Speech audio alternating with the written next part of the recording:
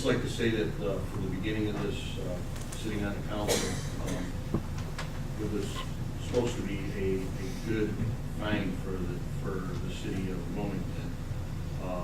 And it, from what we had seen, what I had seen from the beginning, and the mayor had also seen it, it looked like my granddaughter wrote with a box of Crayolas a bunch of lines from one end to the other.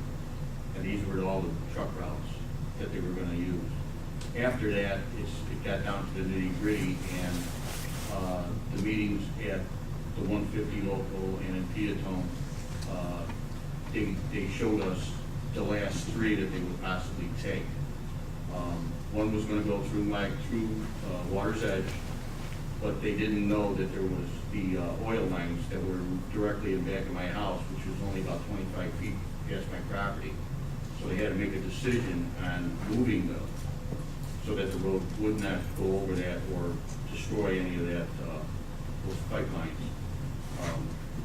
Moving ahead, then it was moved in the summer, Foxdale had their meeting. All of the IDOT people were there, and they gave them different scenarios again. And it just seemed to me that they just don't have it down pat as to what they actually want to do. They keep changing and giving us different answers every time. The council is, and the mayor and Tony have been with IDOT, Colby. We've been asking them numerously, what's the bottom line here, and we just don't get that final answer. So that's why we sent in that resolution for no bill. The council at that time said that we just don't want it. It's not helping us. We're not. It's going to destroy Wilmington actually, because we're going to lose so many people and taxes, and it's not fair. Listening to all the people at Foxdale, as the one woman said, that they're all seniors out there. Yes, and that basically that subdivision was built there for the seniors. And a lot of them expressed to me that they have no place to go after it if they do lose this. So on behalf of myself as First Ward Alderman with Alderman Persick, we're listening to what you want us to do, and that's the decision that we'll make when we have to make that elected vote on Tuesday next week. Thank you. At one time, there was a question brought up that somebody wanted to build or bringing up about coming up with the railroad tracks right alongside. Is that a dead issue? That's by Chris. Oh, anybody that hasn't been brought up anymore? No, it's, just somebody with the. You never know, that's how this started. Any other items? I just want to say before we close for adjournment, this is challenging for all 9 of us up there, very challenging. Early on, when this whole thing started on, I can tell you right now, Wilmington has a truck problem. We do have a truck problem. We have anywhere from 600 to 800 trucks that go through our town every day. We never had that. And for those of us that are out there that have been here for quite a while and have had kids, how many of us have been out there on tag days on that intersection to help raise funds for various organizations? We used to do it all the time. Because what would we see? Maybe 2 or 3 trucks, and they were grain trucks. We expected those. They were the farmers that came through with the grain trucks, no big deal. It got to a point several years ago, it's so dangerous, we don't have tag days anymore because of the fear of what can happen to people there for the amount of trucks we have. It's been a very difficult challenge. And even early on when the Illiana was proposed, it looked like a good thing for the city of Wilmington because we looked at what Will County had in their proposed route for a 57 to 55 intersection for the past 20 years, which was utilizing the Peatone Road, New River Road, North River Road, whatever they want to call it, access. And it was modified back in 2005 to actually go from Peatone Road to Old Chicago Road and down through. As we found out through this whole process, like Alderman Studer mentioned earlier, the day one grows gold out there. It cannot be touched, which I can guarantee you that everybody in this room, if we knew that it was utilizing that New River Road interchange, taking 1,000 acres of that 19,000 they have out there, we wouldn't have issues because we understand we have a truck problem and it needs to be addressed. This is not how we wanted it to be addressed. We have some difficult challenges ahead of us. But the one thing that we've got to make sure of is that we stay on top of those challenges as they're presented to us.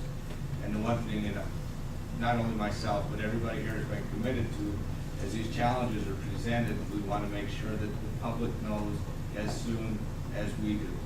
I can tell you that picture that you've seen in the paper Tuesday or Wednesday afternoon, we received that Tuesday from IDOT, which was just kind of visual image on what 3F would look like. That's been our commitment as this whole process goes on. We don't, a lot of times, we want to make sure it's out there before we even have a time to digest it all, because it changes.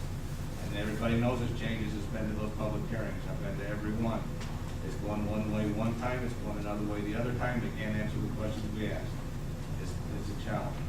We're staying on top of those challenges. We're going to make sure everybody is aware of what we're doing. And as we come to next Tuesday, the council has a decision to make, whether they stay with what IDOT, of course, IDOT is taking right now, whether they choose to utilize, to push for the 3B route, which takes more homes, whether they choose to even make the public thing to say, hey, we want that 3F route. That's going to be the challenge before them. They're difficult choices that they have to make. And any decision that they make Tuesday can actually have absolutely no bearing on the decision that IDOT chooses. It's plain and simple. We could say 3B, we could scream 3B, we could stand up and jump up and down 3B, but in the end of 3, if they prefer 3F, and that's what they're going to go for directly their decision, that's what they're going to do. It's IDOT, it's the state of Illinois. They're looking for what's the best interest of every party out there, and Wilmington sometimes we're feeling the brunt of it. I don't know how else to say it. It's a challenge. So we're always out there looking for the best of what we do. And regardless of what route they change, and hey, it may never, the Illiana may not come. It's possible the Illiana does not come. There are challenges that they have to face. But even if the Illiana don't come, we still face serious challenges with the trucks. The trucks are still here. Trucks ain't going nowhere. Center Point's going to get bigger, or trucks are going to come. So we have challenges. We have to worry about that. You have people that live on 53 and 102 that are impacted right now because of all those trucks. We have those trucks. So we got to look at everything. We got to face every. We got to look at every challenge that's out there, whether the Illiana is coming or the Illiana is not coming, and what route they choose. But we are committed, and I know these guys right here, they're committed to making sure that whatever challenges are faced, we're going to stay on top of it. And we're going to make sure the public knows about these. Because it's change. We all know what change does. We've all been involved in change at work and in our daily lives. Everybody's involved in change, whether it's good change or bad change, we don't know. Change is change. We got to make sure that we're on top of it. We got to make sure that any change that happens is for the benefit and good of the city for the future. And we're going to stay on top of that. And I just want you guys to know that. That's what we're here for. The only reason we're here for. We all live here. We work here. We work close by. This is what we're here for. But these guys are open to you guys listening to them. Everybody's number is published publicly. They're available either through City Hall, the paper. They're probably in the little home pages and stuff like that. I know I put my numbers out there. Emails are out there too. You go to the city's website, the emails there. Email me, email us. Let us know. And it don't have to just be about the Illiana. It could be about any issue you read about in the paper. Take the time. That's what we're here for. We want to make sure that we make the best decision that we can. And sometimes we need your guys' help. We're not experts. So we always need the input of the public. And that's what we're here for. So I know that we're going to adjourn for now. Okay? If you want to talk, do you want to say something? Can I say one more thing about Medea one? Because everybody touched on that a little bit. I've lived in the country my whole life. I love open lands. I want Medea one to stay there, and I want them to win their lawsuit. But I've never read anything anywhere in the paper if they're willing to go to bat for us. If they lose their lawsuit, they're federal.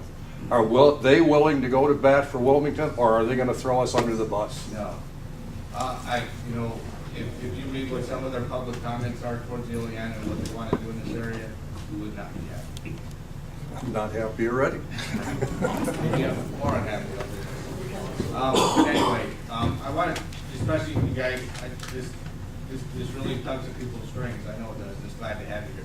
even when we don't have big issues coming about on normal council meetings on first and third Tuesday, it's good to have you here then too. It's good to know that we have people that are interested in what we're doing. All right, so, yes, sir, Mr. Mayor. I just want to say that just because this says third ward or second ward, that, you know, the third ward is not affected, but we're all here to listen to the city of Wilmington, so Well said, Joe. just Thank you. keep that in mind. Thank you. All right, with that being said, I'll take the motion to adjourn, guys. So moved. Second? Second. All in favor? Aye. Return. Thank you, guys.